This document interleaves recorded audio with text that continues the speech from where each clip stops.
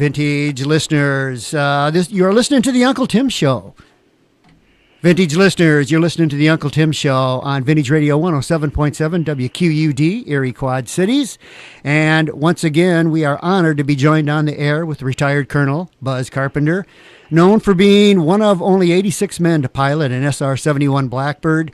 In my opinion, one of the most amazing and renowned aircraft of all time. It is the fastest air-breathing jet ever built. Buz was also an instructor for the Blackbird, and like I said in our interview in December, it doesn't stop there. Buz has commanded squadrons, flown the U-2, the C-141 Starlifter, the Phantom jet, the many other aircraft. He's got about 4,400 flight hours in jets. Retired as a colonel and currently is a docent at the Udvar-Hazy Center, Smithsonian Air and Space Museum, Dulles Airport in Washington. You can find Buz on the Smithsonian Wall of Honor or in the Virginia Hall of Fame. But once again, today he is here with us. Welcome back, Buz. Tim, it's great to be here tonight, and I know you have people interested in your discussions from around the world. So welcome to everybody. I did a little bit of math, Buz, and if my math is correct now, my wife's a teacher. She helped me on this. We checked the percentage. With there's 7.7 billion people in the world, 86 men flew the SR-71. So that puts you in the 0.0000001 percentile. Yeah, it's pretty low percentile. That's to be. Matter of fact, the joke is, when we get since we went through a similar training, although obviously different paths as the astronauts, because we wore the same suits in that. We kind of kid them because last count, I think there were 485 astronauts created with our space shuttle. We said, well, we're just 86. We're kind of the more limited ingredient. You guys are becoming kind of passé. There's too many astronauts around.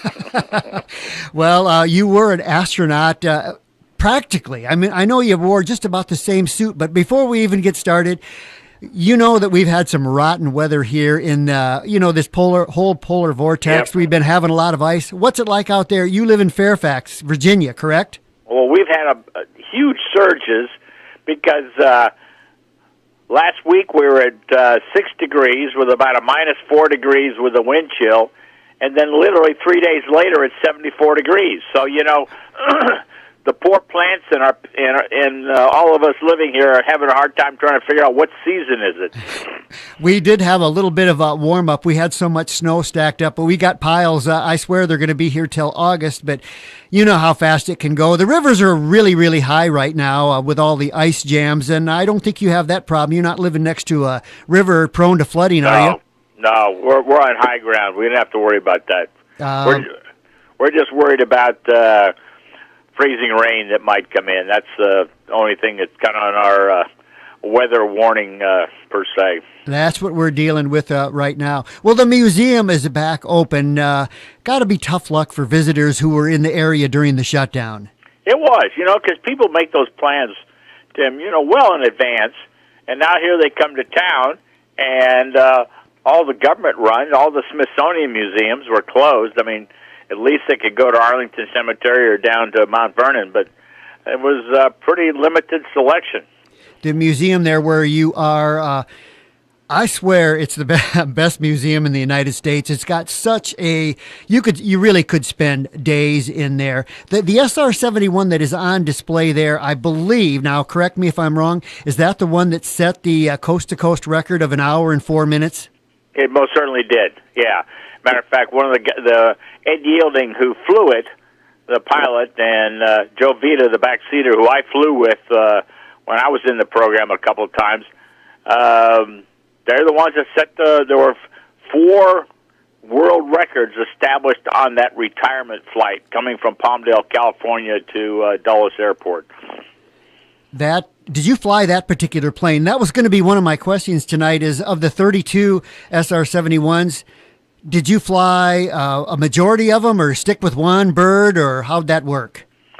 It was whatever came up in the schedule, and I know you kind of asked me the question. I went to my notes, and I found that I had flown on 14 of the airplanes, or flown 14 of the airplanes.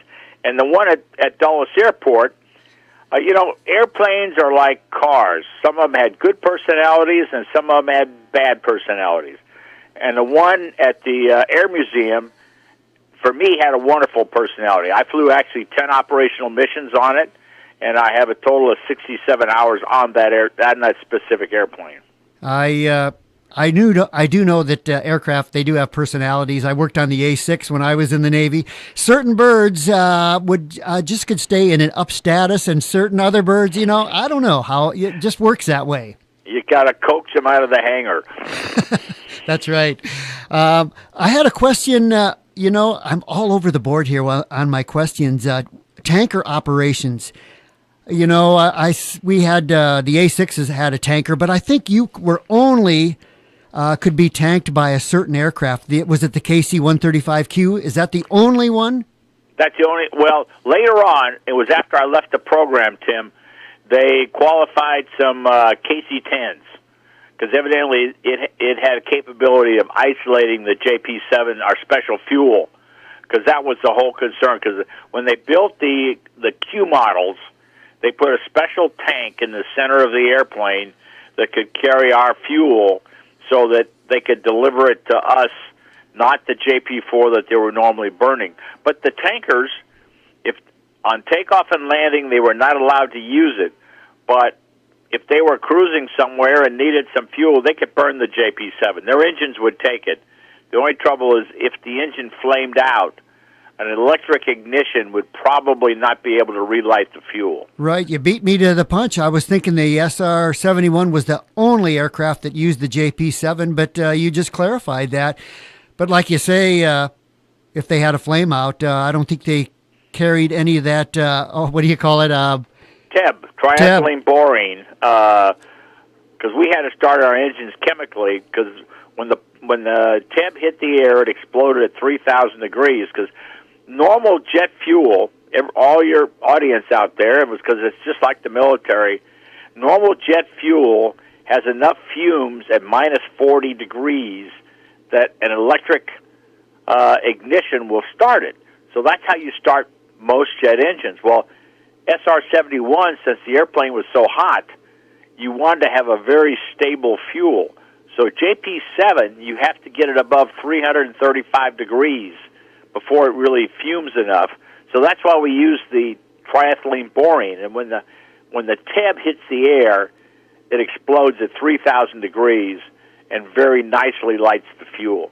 And your audience, when they see in the paper today or read their aviation magazines or whatever, when they see this stuff about hypersonic vehicles, if they look at it, particularly the ones that the United States is testing, they're burning JP-7. Because obviously a hypersonic vehicle is going to be working in a very hot environment, so they need a very stable fuel to be able to feed that vehicle. Yeah, that was another one of my questions. We're thinking alike because I was reading a little bit about possible development of an SR-72, which would be a hypersonic, but we'll get to that. My question is, there's a couple different versions about how the SR-71 got its name. A lot of stuff out there on the internet said that President Johnson got that it was really supposed to be the RS-71, and he got it turned around. And then there's someone else saying that he just didn't get the memo on his paper that it was going to be changed. Can you clarify that? One of the guys I flew with, Rich Graham, who has written 5 books, he's actually gone to LBJ's library in Texas and has pulled up the original document from that press conference. And Tim, somebody ahead of time, we've heard for years that the president misspoke. He, in fact, didn't misspeak because somebody had gone in and with a pencil made changes to his talk, which changed it from RS-71, which was what it originally was, to SR-71. And we don't know who that person was. LeMay was not a big supporter of either the RS-71 or the SR-71 because his focus was on the XB-70, another Mach 3 vehicle that there were only 2 vehicles ever built when they decided they weren't going to do that. But he was interested in bombers, not in airplanes that went out and collected intelligence information. So I don't think LeMay was the one behind the changing of it. But because of the change, they had to go back in and pay Lockheed to change all the documentations from RS-71 to SR-71. So it ended up costing the Air Force a little bit of money that they hadn't anticipated. I was reading that they had to make changes on like 29,000 blueprints. Could that be true? Yeah, it could be true. That's a lot of changes. Because the SR, even when I was in the program, occasionally when we'd be doing some kind of a debrief afterwards and trying to figure out an aircraft problem, they would bring in a blueprint. And you'd sit there and go, guys, but that's how the airplane was designed. You know, we live in an age now where everything's on a computer. The SR was designed with a slide rule, and a lot of the drawings were done, they're mechanical drawings that supported the building of this airplane. There was no computer modeling. I like both names, reconnaissance strike or strategic reconnaissance. They're both good, so I guess we're going with strategic reconnaissance. Do you have to pinch yourself once in a while just to believe the career that you've had, Buzz? I do. Tim, I feel most blessed that I was in the Air Force at the right time.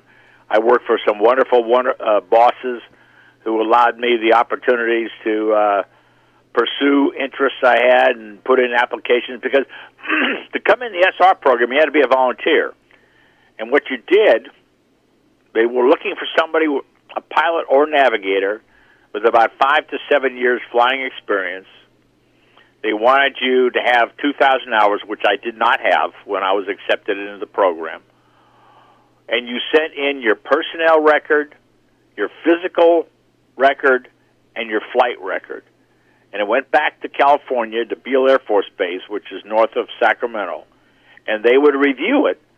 And then you hope that they liked what they saw. And about 3 pilots a year and about 3 navigators a year, well, that's what they were going to train. People would be brought back, and you had a week with them. And your first 2 days were a modified astronaut's physical. You had to pass that. And then you had a series of interviews. And then as a pilot, they put you into the computer simulator. I'd never seen it was the first computer simulator I'd ever seen. It flew just like the airplane. Didn't have a visual display, but it had a cockpit that was tied to a computer. And what they tried to see is what was your retention? How quickly did you learn? And as pilots, then we had 1 or 2 flights with a current SR pilot in the companion trainer, the T-38. And what they were doing was trying to see, what was your aviation knowledge? How did you fly an airplane? Most people are absolutely amazed when they realize that when you were at cruise and the airplane had heated up, your G limit was 1.7 Gs. That's a 45-degree bank. If the airplane had not heated up, you had about 3.5 Gs that you could pull on a cold airplane, because the airplane stretched, and so because of that, the airplane was loosely put together. So we would eliminate people that were too aggressive with the airplane. You had to treat it with kid gloves, per se. They didn't want any hot shots. I guess I'm going to use that term. No, that's exactly right. I am seeing that you were talking about the plane stretching. When I pulled up some numbers on the Blackbird, one of them was that it actually grew 6 inches. Is that correct? 6 inches is probably a little, but it clearly grew 3 to 4 inches in length because of heating, and an inch or 2 in width because of heating.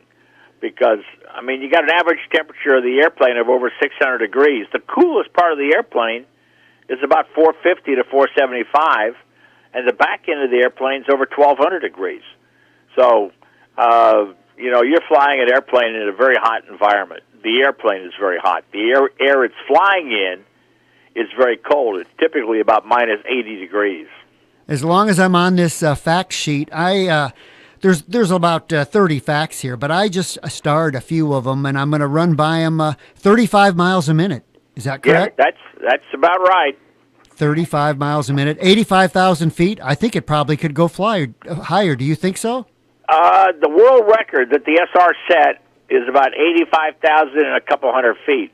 But later on the program, as we were flying, it was after I left the program, as we were flying more missions off the north coast of Russia, and people need to understand, we never overflew Russia, but we flew right on their border, their international boundary, which is about 12 miles from the landmass. But because it's so cold off the north coast of Russia in the wintertime, the SR would find itself many times at 87 or 88,000 feet, just because the air that was coming in.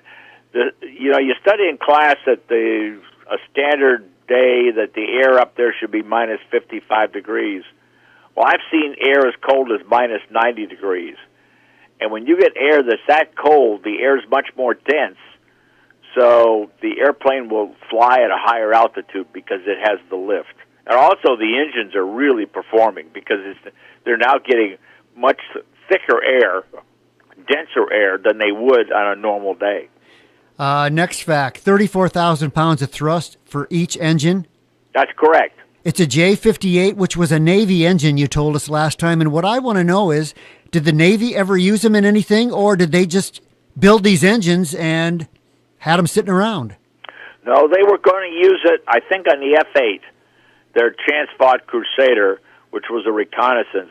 But the engine weighs 6,000 pounds. And this was an airplane that was going to take off and land off an aircraft carrier. And I think as they got into development, Tim, they realized there was no way they could do that there was just too much weight. And so the airplane, the basic engine had been designed.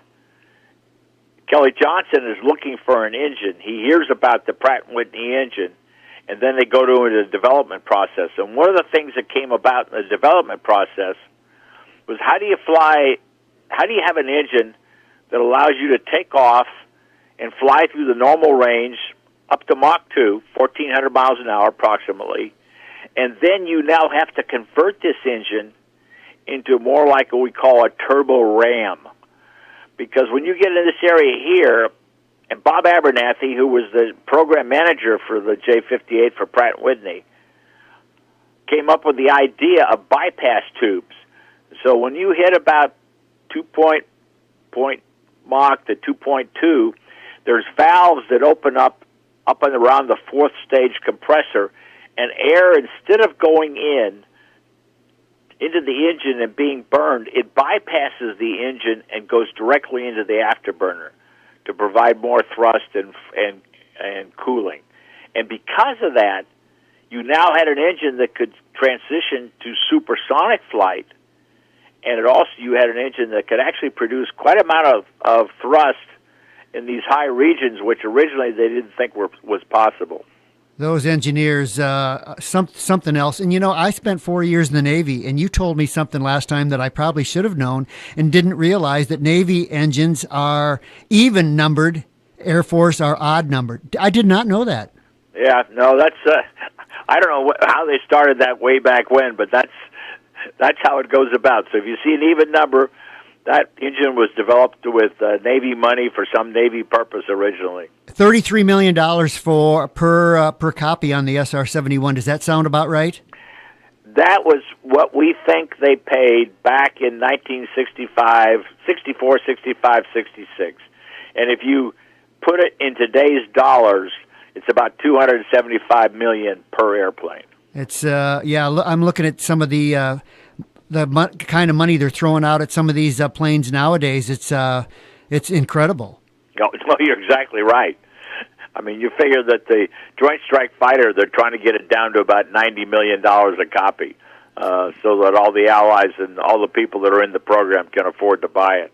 3,200 degrees temperature of the engine exhaust? That's 3,200 degrees of 3,200 to 3,400, depending on. It was a variable afterburner. If we were in full afterburner, it'd be more like 34. If we were mid afterburner, it'd be at 32. And this was one of the things. We don't have engines today because we'd stay in afterburner, Tim, for an hour and a half at a time. Now that's just incredible. And But the price you paid was every 100 hours the engines had to be inspected in the Air Force, but every 400 hours, now imagine 400 hours, those engines went back to West Palm Beach, Florida to be rebuilt. That's a lot of maintenance. That's a lot of money, and that's part of the cost of the program, was in things like that, the specialty things that had to be created to meet what President Eisenhower wanted. Now, I'm reading here that, to restart those engines, you use that TEB, that triethylborane.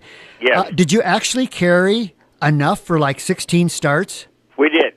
And each throttle on the left-hand side there had a counter. So I could look down and see how many times I'd used it. Like my longest flight, I used one shot on takeoff. I had 5 more shots after I came off 5 refuelings. So of the 16 shots, I'd use 6 of them. But the 16 were guaranteed, and you'd probably get 1 or 2 more, but you didn't want to go there because there was nothing guaranteed, because each engine had on it a tank of this triethylene borane. So when you selected afterburner, a shot of the TEB went into the engine, and then obviously when you started the engine, it was the same thing. You can, listeners out there, you can get online and see video of them lighting up these engines on the SR-71. It's incredible to listen to.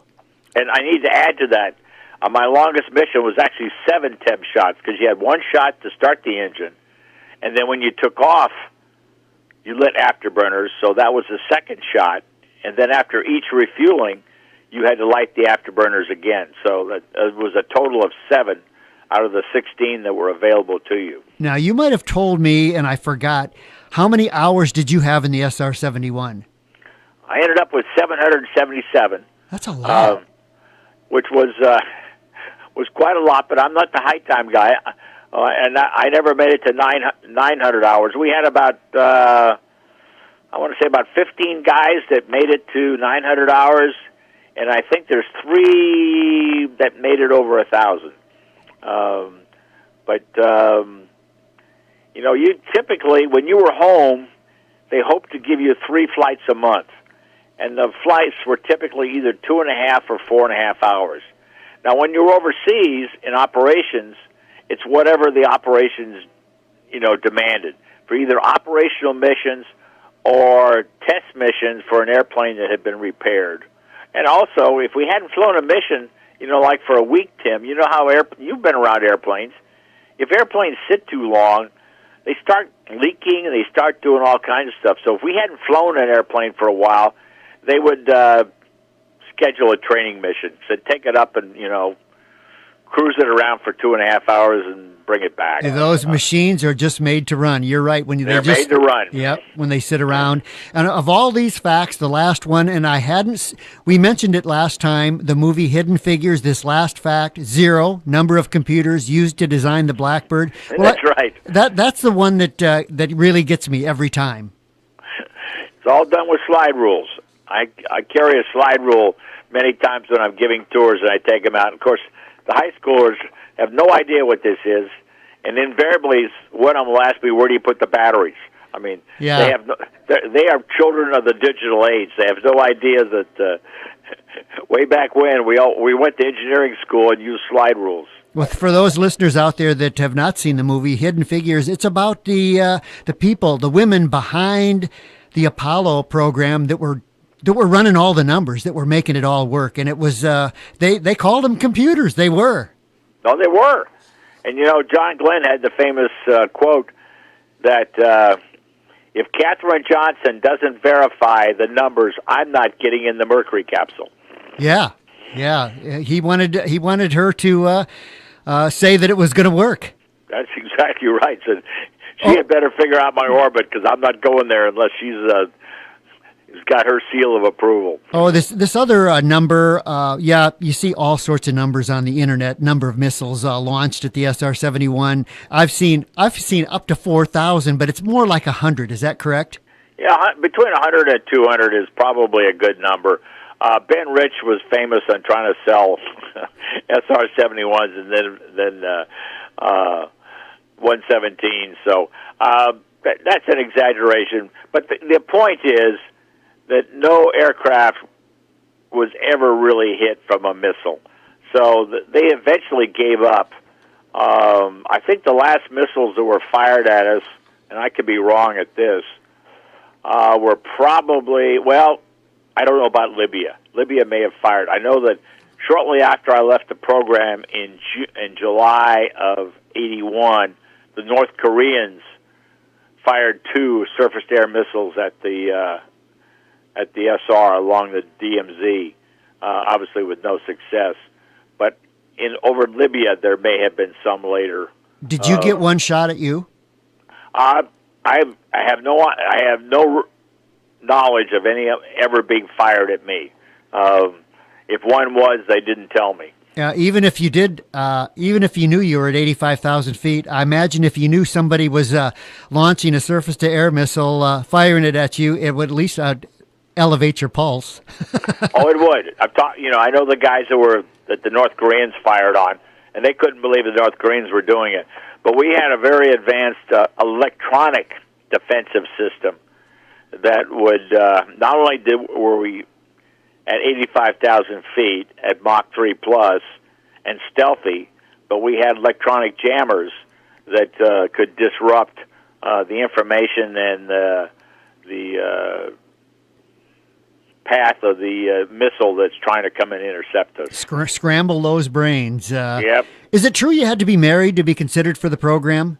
When they first started the program, they thought about that. I mean, that was one of the criterias, because they thought the person would be more stable.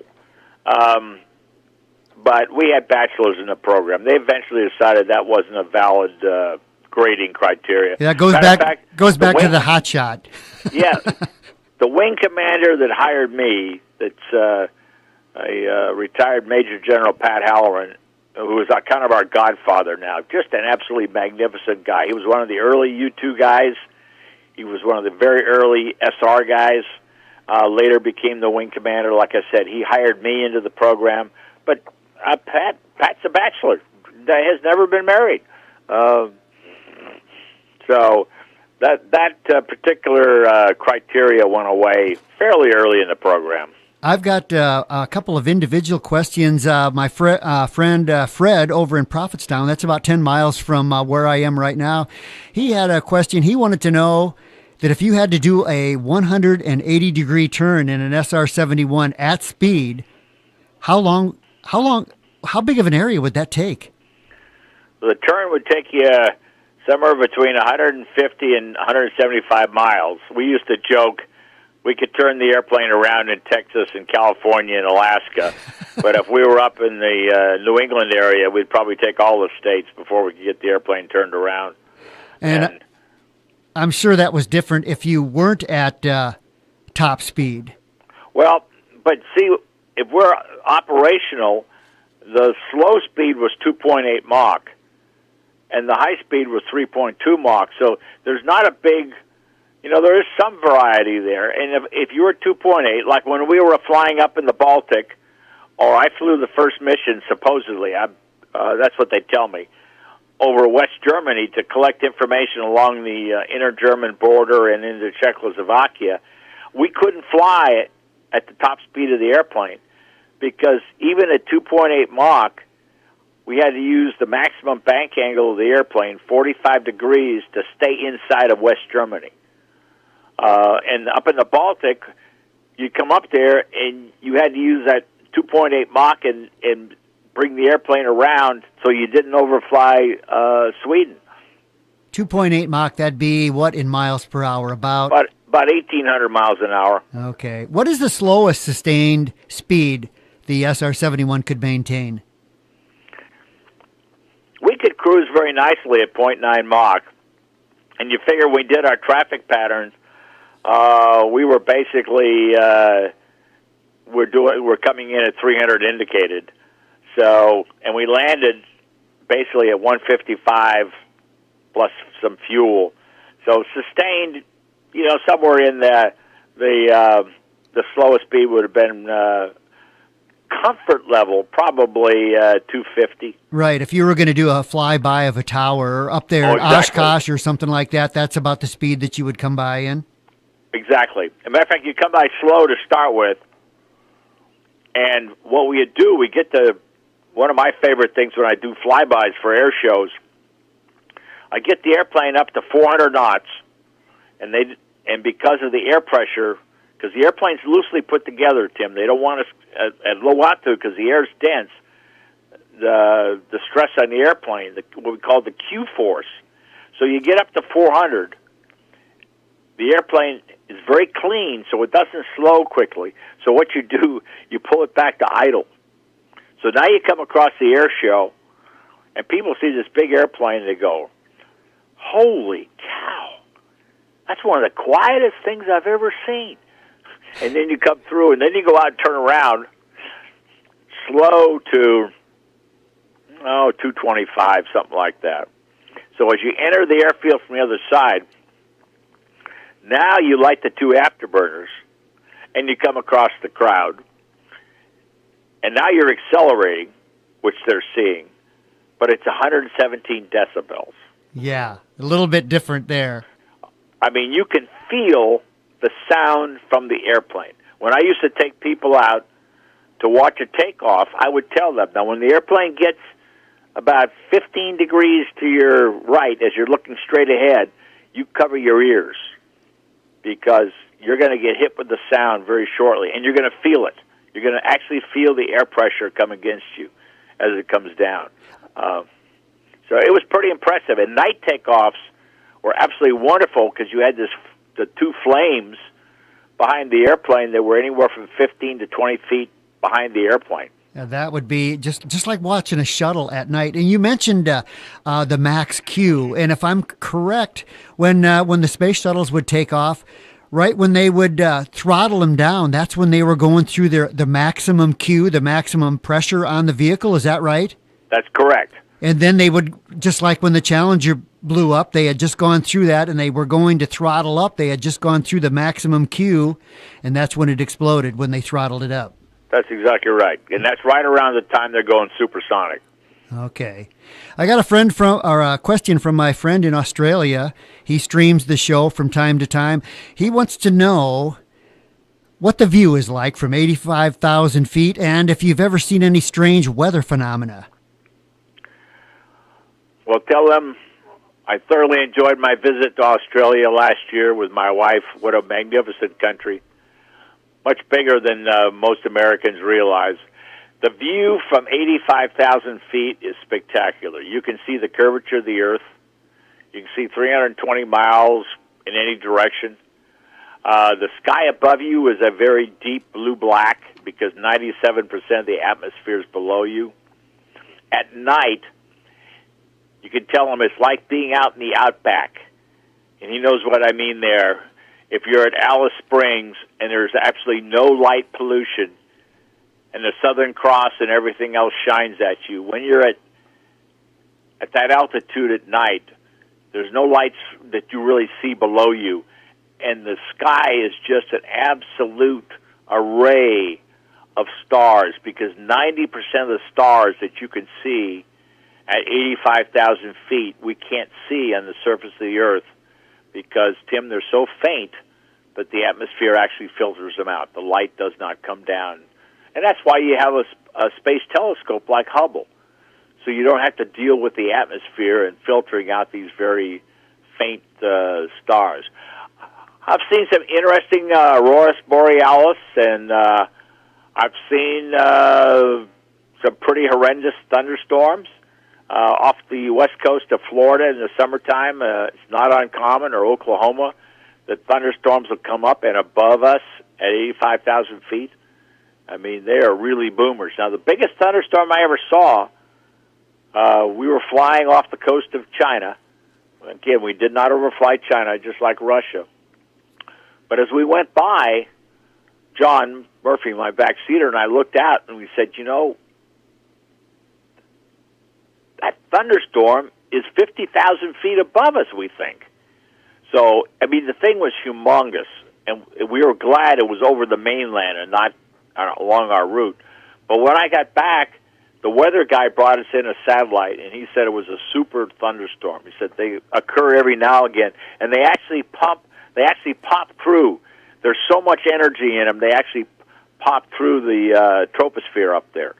And they figured this thunderstorm was up around 130 to 140,000 feet. Buzz, you said you were in Australia last year? I was. I've been lucky enough to visit Australia 3 times. Our son was down there. Where were you in Australia? We were up in Cairns for a while, and then we flew with the group we were with to Alice Springs, so we could see some of the outback and be introduced to the Aborigine and the School of the Air, how they get education out to all these ranches, and then went down to Ayers Rock and then back to Sydney before we flew over to New Zealand. All right, well, we got to go to New Zealand because our son moved over there too. You didn't get down on the coast, the Great Ocean Drive. No. You got to go back then. I know, it's on my list. I really do love the country, and I was lucky to have my son there to get us down there 3 different times. Now, my friend in Australia had one other question. Were you ever reported as a UFO?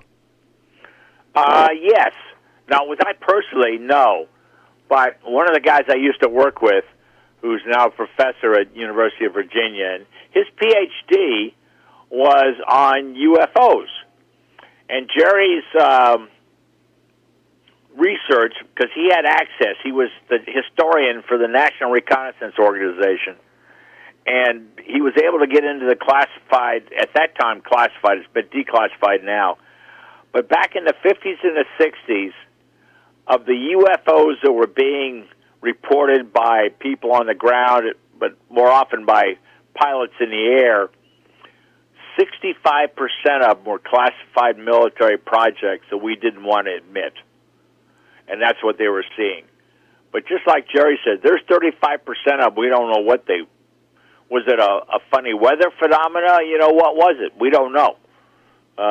There was really no way to document or to research the thing to figure out what they were actually seeing. So, that was his other question. Had you ever seen an unidentified flying object? I see a woman has written a book about Area 51, done a lot of interviews with people. Do you know anything about that? Oh, yeah. I worked with her. She's not real popular with us anymore. I would imagine not. It's a good book, and I don't want to... all the way to the last chapter, it's actually a very good book that captures the sacrifice and the magnificent progress and creativity of the people that worked out there in the high desert Area 51.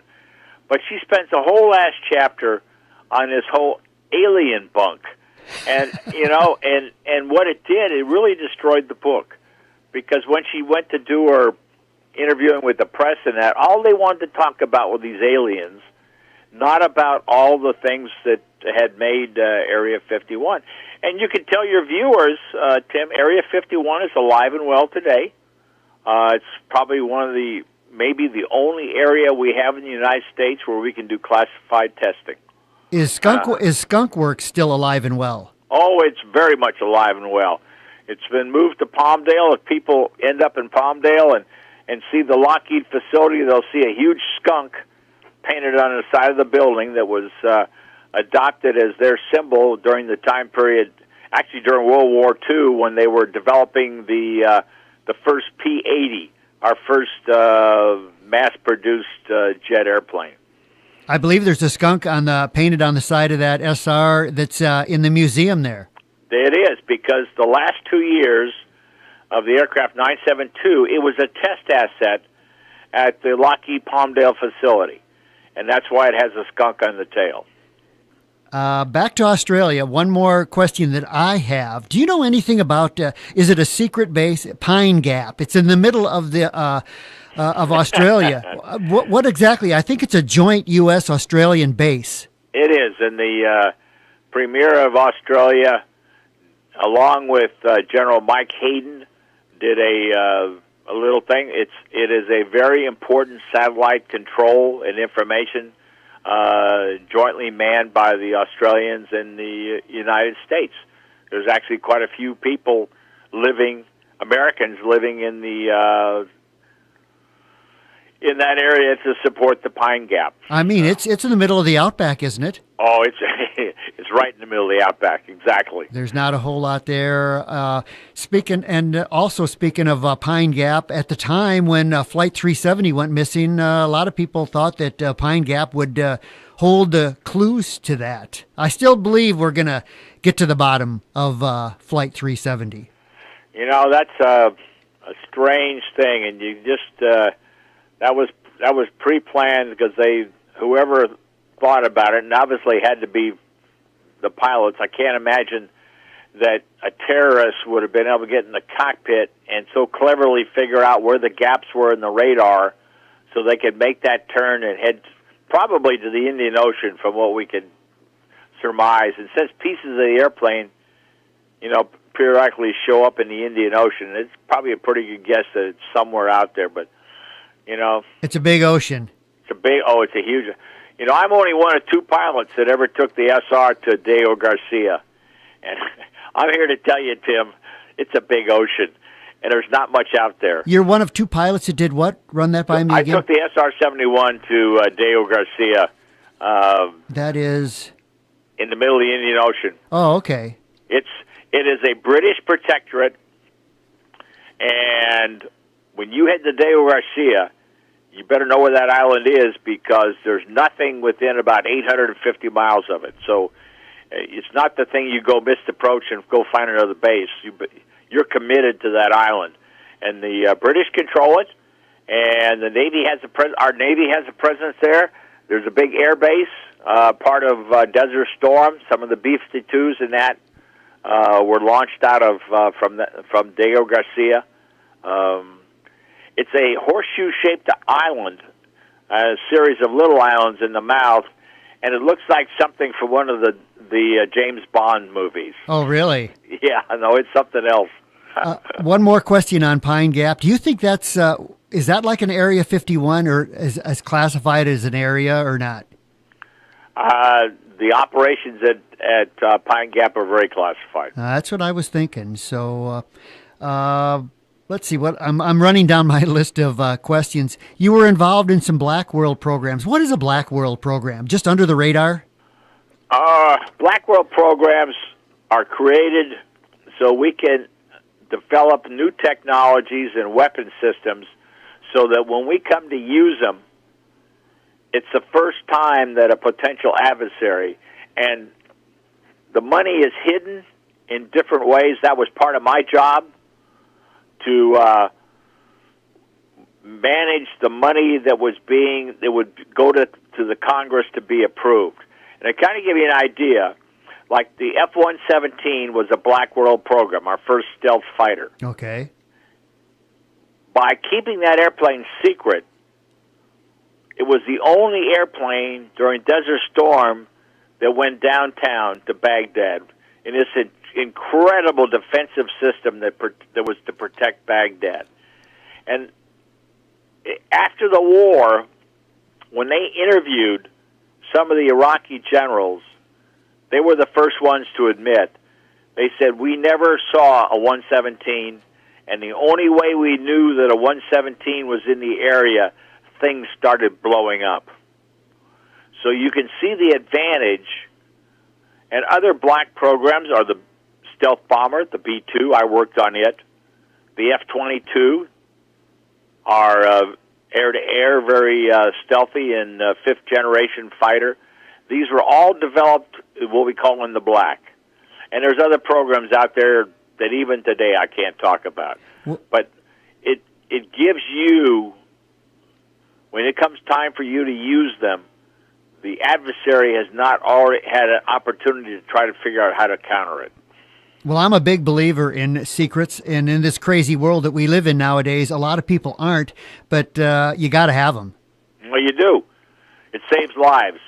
And hopefully also, we hate to go to war, but if you go to war, try to get it over with as quickly as you can and, cost as few lives as possible. I am looking at my sheet here, and of of all the SR-71s produced, besides the SR-71, for one thing, we've got the M21 and the YF. They all look similar, though, right? They're just different development projects? Well, let's turn the clock back. The first time a U-2 overflew Heartland, Russia, was on the 5th of July, 1956. Flew over Moscow. And to our surprise, the Russians saw it on radar. We didn't think they could see anything at 70,000 feet.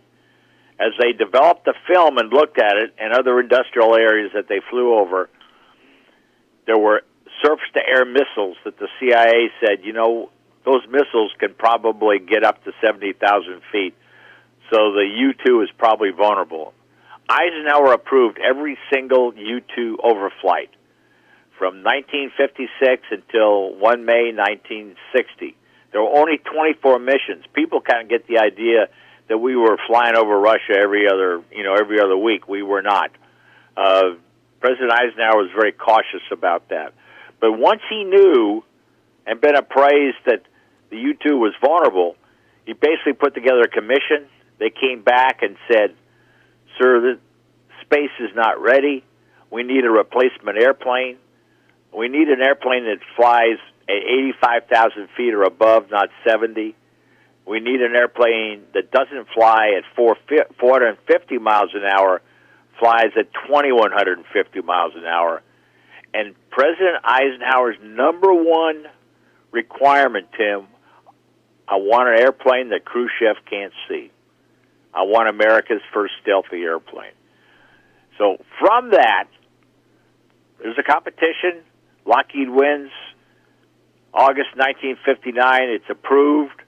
1962, in April, in Area 51, the first A-12. Now, how does an A-12 differ from an SR-71? It's got a single pilot. It's 7 feet shorter. It's about 15,000 pounds lighter. It only has a camera. It doesn't really have some of the other systems on it. It flies at 90,000 feet because it's lighter. Wow. Now, it's operational from 1967 to 1968 in the Far East, but they pretty much decide, instead of carrying 2,500 pounds of payload, they want to be capable of 4,000 pounds, and that's what the SR carried.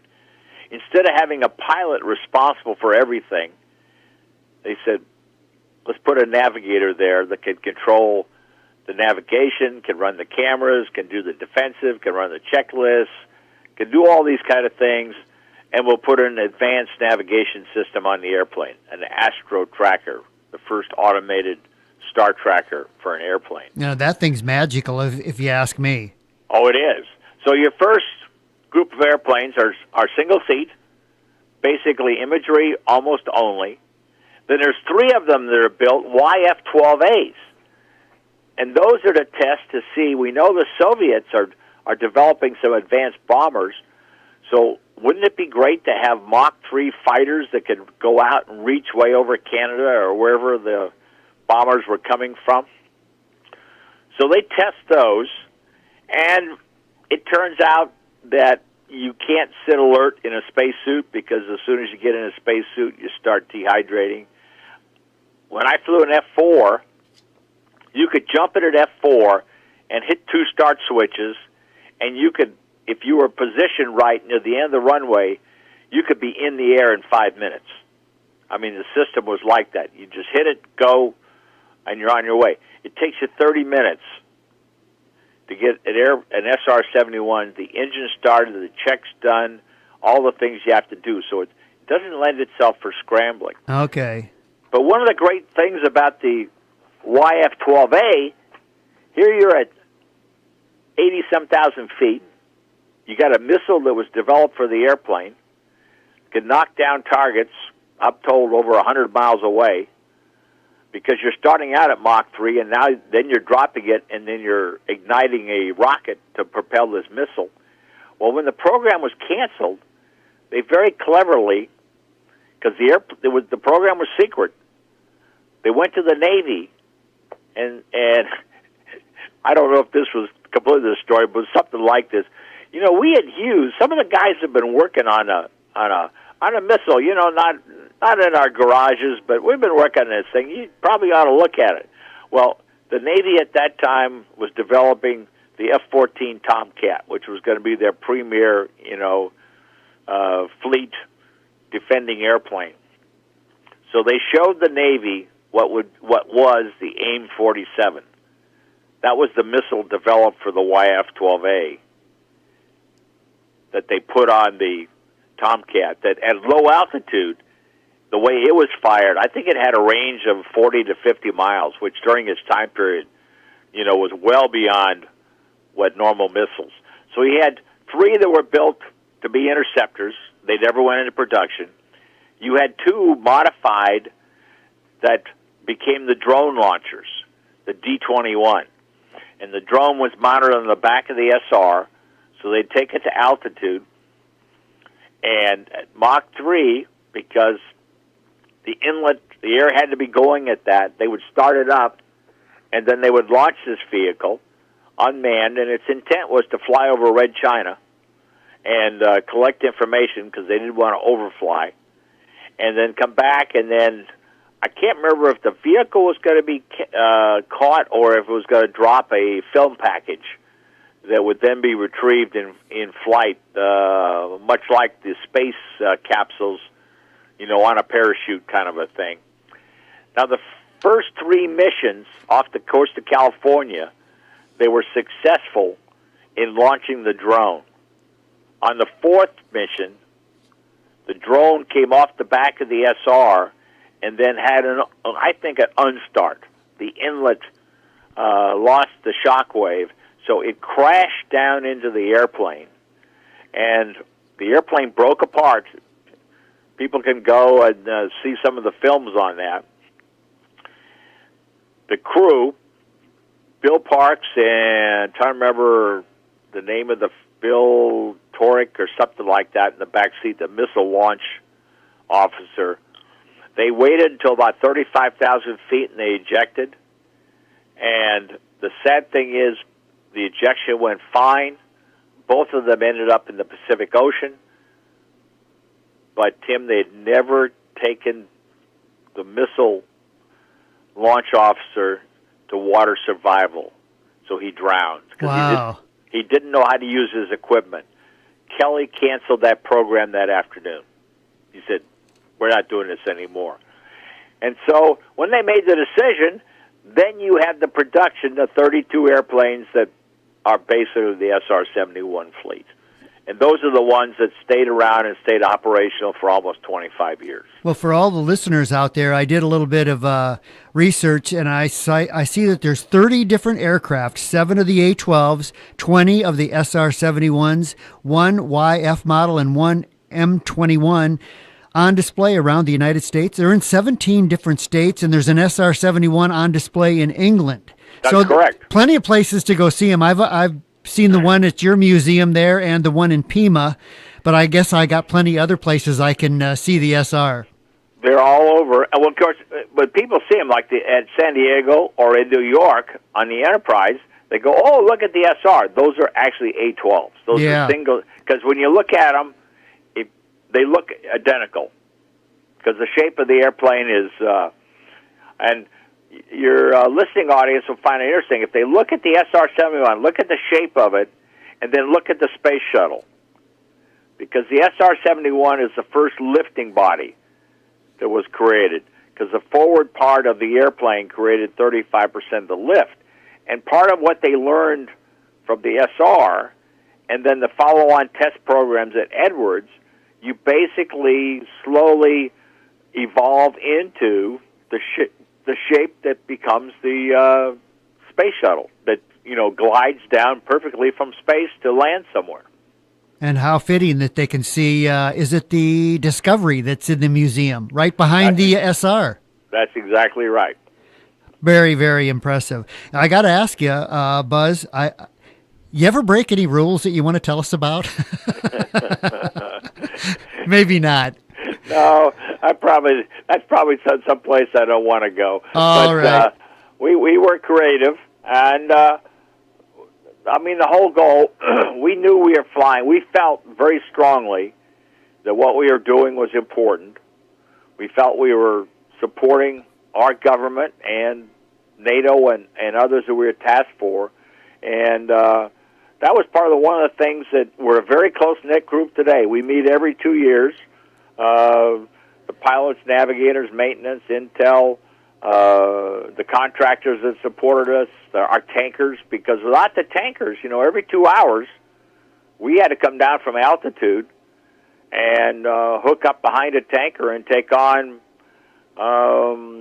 70 to 80,000 pounds of fuel. Without the tankers, you didn't work. We didn't work. We couldn't get to where we needed to go. We could have set some speed records, but we wouldn't have been effective. I just wanted to ask you if you broke any rules so I could hear you laugh, Buzz. Actually, our good friend Steve Paddock that I interviewed there from the museum, he had a couple of funny stories of payloads that went into space that, he's probably told you the one that they actually used fishing swivels to make it work. Yeah. So, but Steve, how often do you run into Steve? I think you work probably different days. We do. I occasionally have seen him at training because once a month we go in for a 2-hour training and updating kind of thing on current issues and things like that. So, because there's 250 of us. I didn't realize that.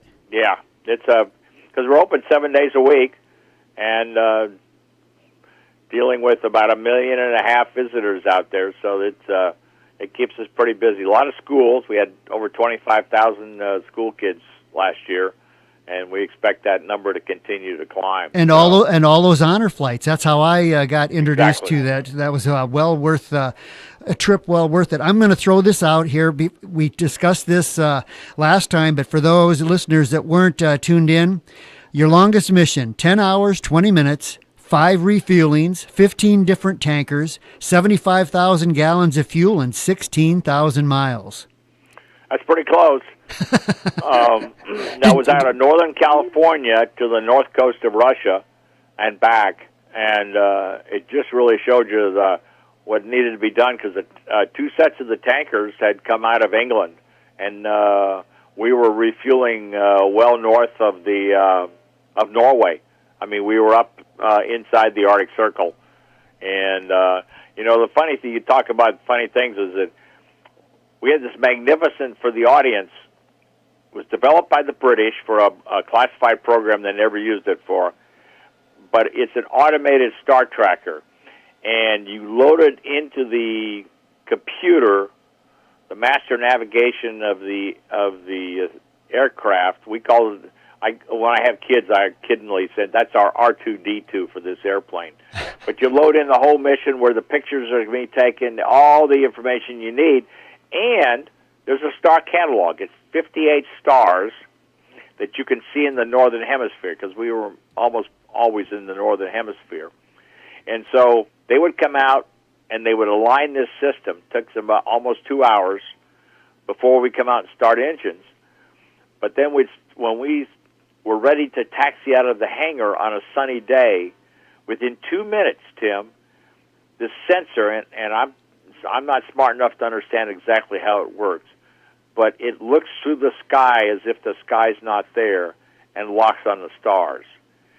And we guaranteed the president anywhere in the world within 300 feet, traveling at 2,200 miles an hour, and this is long before GPS. That's one of the most impressive things about the aircraft. Would it ever lose itself and have to reacquire the stars? I mean, would you would the aircraft forget where it is? No, the aircraft wouldn't forget where it is, but when you came down to refuel, if you went into the weather, it couldn't see the stars anymore, and that's when it depended on the inertial system that was on the airplane.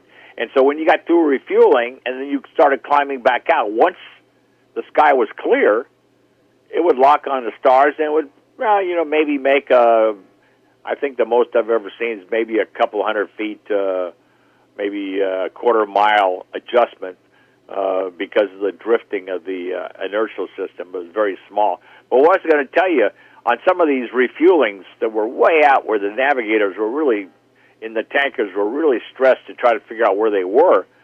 When you hooked up, first thing I'm looking for, I see the contact light. I hear from the boomer, contact, fuel flowing. I look at my fuel gauges. I see gas coming in.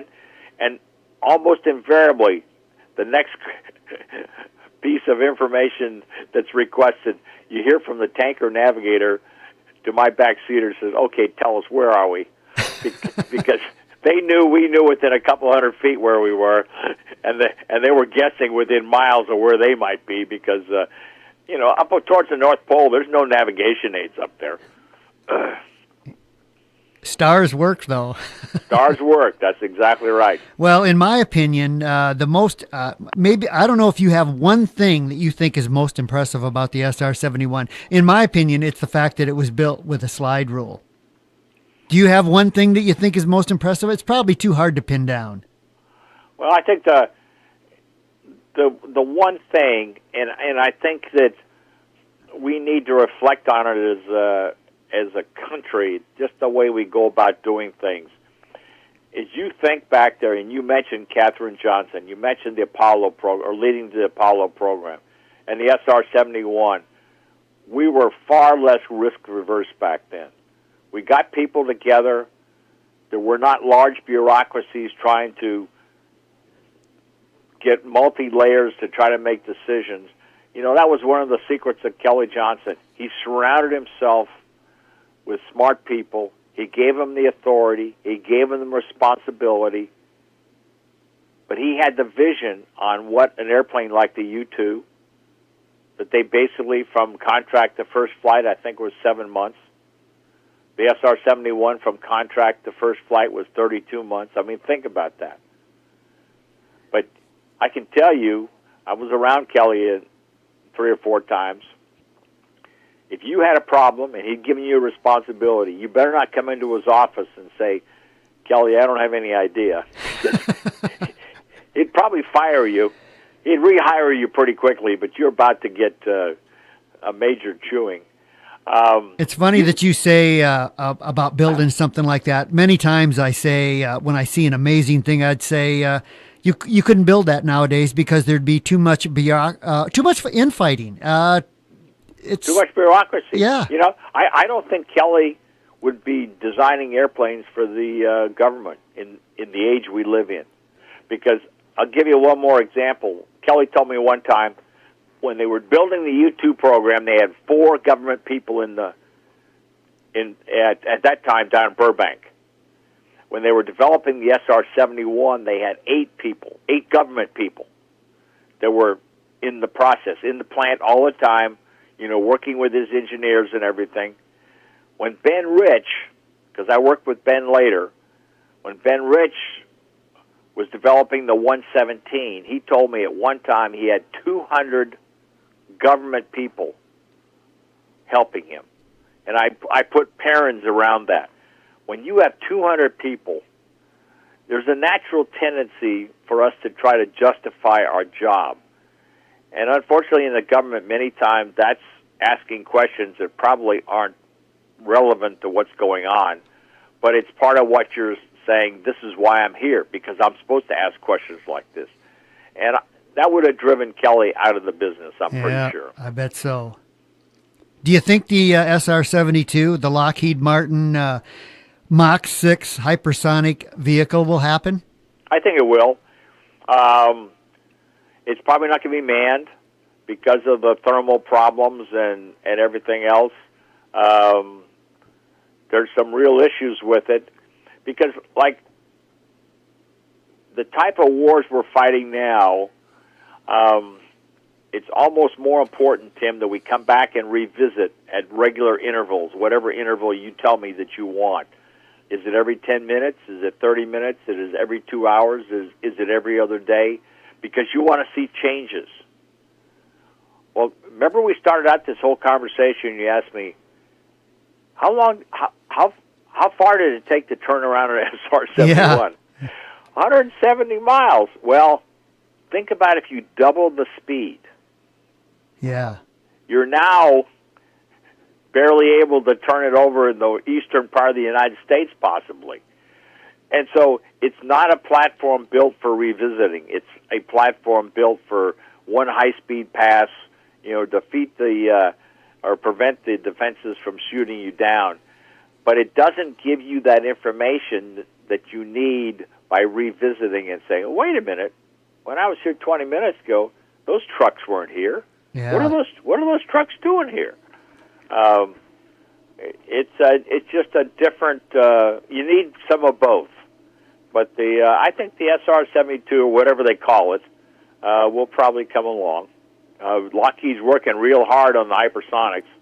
There's supposed to be an initial test, I think, later this year. My guess it'll be off the Pacific coast of California. Yeah, I see where it's supposed to be early 2020s development. Buzz, I'm not even going to get to the F-4 Phantom tonight. Well, we're going to have to talk about a little bit. F-4 was an amazing airplane. Buzz, before we go to that, I just got to ask you one quick thing. Just this past November, they released some information about 2 Swedish pilots got a medal for helping out an SR-71. That was just last November, wasn't it? That was last November, and that was absolutely magnificent because they held a ceremony in Stockholm and presented those 4 pilots our air medals because they saved that airplane. What was happening, I can't remember the pilot's name right now, Tom Belkry, the backseater, I know well. They were heading up the Baltic. Dwayne Knoll. Dwayne Knoll, that's right. They were heading up the Baltic. They were about ready to turn a beam, I think that's Lithuania, and the right engine exploded. The turbine blades came apart. So what they had to do, they had to continue flying straight ahead to stabilize the airplane because they couldn't turn in because it was a right engine, and they had to make a left turn. They had to stabilize the airplane. Obviously, you can't fly supersonically with one engine out, so now you're coming down fairly rapidly. As quickly as they could and got the airplane stabilized, started the turn. They actually overflew one of the Swedish outer islands. Tom got on the radio declaring Mayday because they weren't sure if the airplane, if they could fly it, if there could possibly have other damage to it that they didn't know about yet. Well, the Swedes had some fighters up, and they saw it on radar and heard the radio call, from what I understand, and they scrambled a pair of Viggens out to join on this airplane and kind of indicated to them that they thought it was an SR. Well, when they get close to it, they can tell that the airplane's crippled. And so they join up, and from what Tom tells me, a Viggen got on each wing, accompanying the SR down the Baltic, heading either for an emergency landing in possibly Sweden. We were kind of restricted where we could put an airplane. And in the meantime, the Soviets scrambled fighters, and those fighters came up repeatedly. And we think because they saw the Viggens on the wing of the SR-71, decided we can't shoot this airplane down because we got all these witnesses that'll say this was just an act of, vengeance or war. So the 2 Viggens flew for a while. Another pair of Viggens came up to relieve them when they were running low on fuel.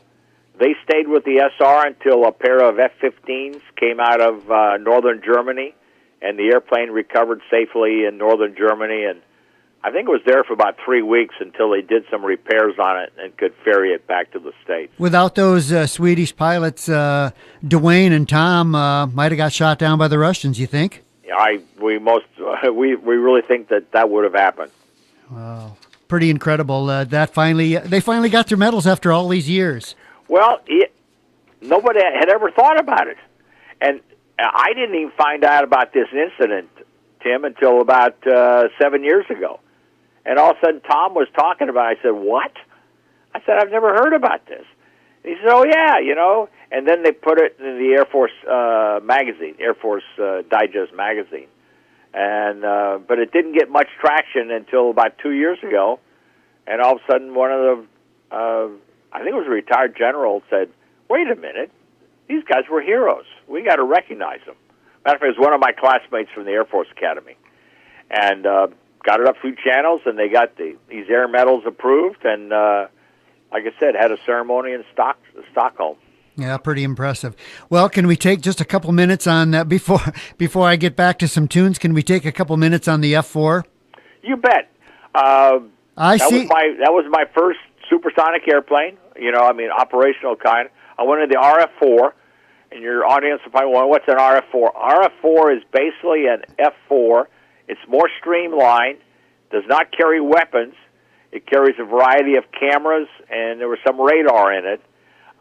It's faster than a regular F-4 because, one, we didn't carry all the ordnance, and two, the shape of the airplane allows it. We could take the airplane up fairly easily over Mach 2, and I've taken one up to, I think, 2.25, somewhere in that area like that. The trouble is they're not like the SR-71. They burn fuel like crazy. So if you're at Mach 2, you probably have about 5 to 8 minutes of fuel because those engines are just flunking it out the back. It was a very reliable airplane. I love airplanes that have two engines and two people. I ended up with about 1,200 hours in RF-4s. I flew them in Vietnam. It would take a lot of punishment. Although RF-4s, we lost a lot of RF-4s in combat because the fighters would go in and drop their bombs, and then we had to wait for the dust to settle, and then either a single ship or sometimes a pair of us would go in to do what we call the post-strike, taking the pictures to see how much damage had been done.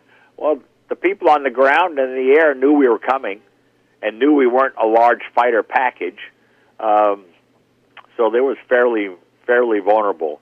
But it was a great airplane. I flew it out of what was then Saigon, and then later in northern Thailand, a place called Udorn. Go ahead. And go ahead. What was your question? Well, I was going to run a couple things by you and see if I'm correct on it. For one thing, from what I've found, there were 32 SR-71s built, but there were 5,195 Phantoms built, the most produced American supersonic aircraft. Is that correct? That's my understanding. So some of them are still being flown. I think Iran, Japan, South Korea, Greece, Turkey. That's right. 60 years later, they're still flying these things. Well, it's in Japan and South Korea, they're either going to build their own airplanes, but I think they're going to probably end up buying F-35s. I mean, Iran, obviously, we're not going to be selling them any. They're going to just have to do what they can do. All the RF-4s are retired. Matter of fact, there's a few of them in museums, but a lot of them, when we retire airplanes, after they've been there for a while, what they typically do, they reconfigure them so they can be remotely flown, and they use them for targets. I have seen that, yeah, remotely over flown. The Gulf of Mexico. Yep. For air-to-air missile development and just for test purposes per se. So I'm looking at some of the records. The Phantom set 16 world records, and just a couple of them really blow me away. Some of these speed records. Well, they have what they call a zoom record, zoom altitude record, where they cannot stay at altitude. But I'm looking over my paper. I think they have zoomed to 90,000 feet. They have, and what you had to do, as you zoomed the airplane, Tim, you had to bring the engines back, and then you shut them down, because if you didn't, what would happen, because of the thin air up there, because you're basically ballistic at that point, the thin air up there, you'd overtemp your engines. So what you did is that upper part, you've already got the momentum, you shut the engines down, you go to as high as you can get, then you roll the airplane kind of down, and as you come back down through, probably between 60 and 70,000 feet, you restart the engines. When we used to fly test hops on the airplanes, when they used to come out of maintenance, one of the profiles we flew, is at 40,000 feet, we would, in the RF-4, we had to demonstrate that we could get the airplane above Mach 2, because otherwise there was something out of alignment. We wanted to see that in the SR-71, we had the spikes, that adjusted the airflow into the engine. In the F4 series, Fs and RFs, there was a ramp on the inlet, and that ramp moved to keep supersonic air from not hitting the engine. Well, when you got through with your Mach 2 run, you said, okay, that looks good. You'd come out of afterburner, you'd pull the airplane up to 48,000 feet, and what you were checking was to make sure that the cabin pressurization, that the equipment and everything was being pressurized the way it was supposed to. Well, when I was checking out my replacement, I told him, I said, now be careful. When you're supersonic and you set that angle coming up there, you don't want it too steep. Because just like you're asking about the zoom, in this particular case, he set the nose up too high, and I'm in the back seat because I'm kind of instructing on this, and I go, okay, he's going to learn a lesson today.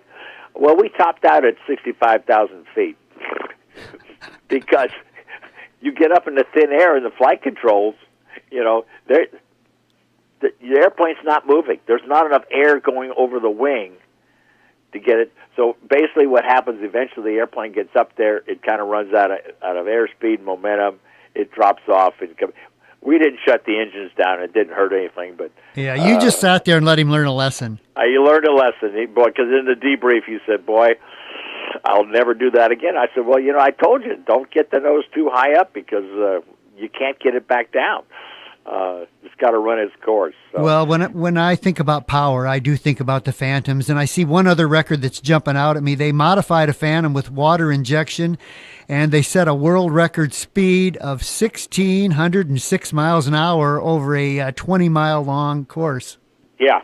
Wow. And that's at altitude. That's at altitude because down on the deck, the only airplane on the deck that I think could approach, and maybe it could have gone supersonic, was the 105. I mean, it was just, it would pass us by. I flew operations in Vietnam with 105s, and they were rock solid, and they were just ever so fast on the deck. The F4 would start becoming unstable. If you got at those higher subsonic speeds. Matter of fact, there was I think a retired Navy captain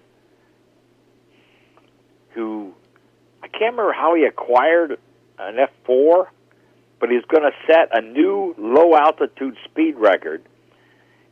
And, Tim, if I'm wrong, I think he wanted to hit like 700 miles an hour, which would be either supersonic or almost supersonic.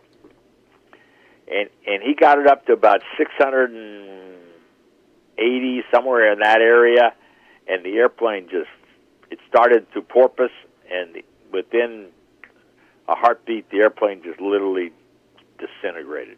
Did he survive it? No. He did not survive it. No, he did not survive. But he was flying it at, a couple hundred feet, because it was to set this new low-altitude record. Okay.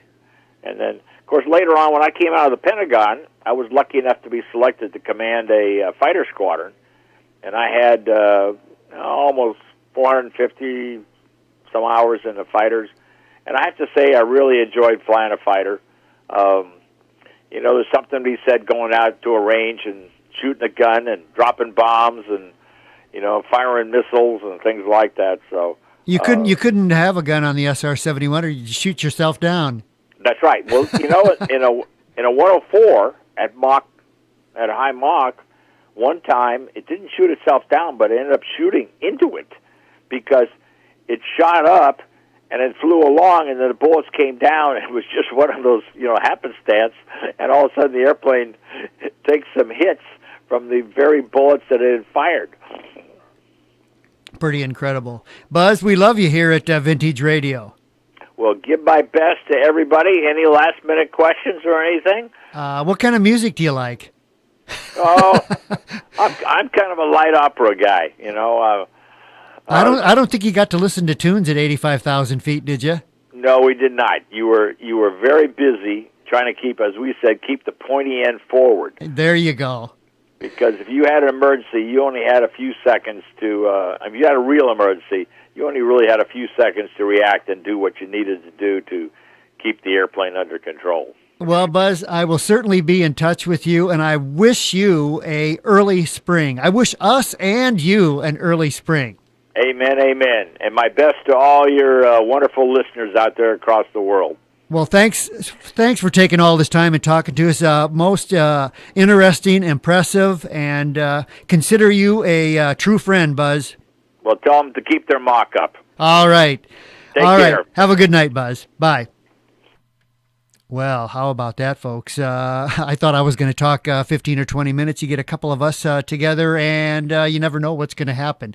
You're listening to the Uncle Tim Show, Vintage Radio 107.7 WQUD, Erie Quad Cities. We're going to burn some tunes here and catch up on a few things. Got the kinks right now while I finish up, while I shuffle the paperwork out of here.